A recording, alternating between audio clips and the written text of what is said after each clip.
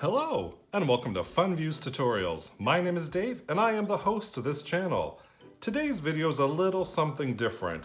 Today I was experimenting with this piece of wood that I had. I knew I wanted to do a sign.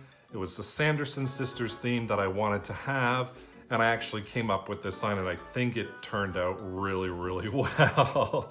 Now, just to note, this is not a step-by-step tutorial. It is more me capturing my process in creating something like this. So today, it's just me fooling around with paints, fooling around with stickers, and trying to figure out how I wanted this to look. So it's me experimenting as you watch.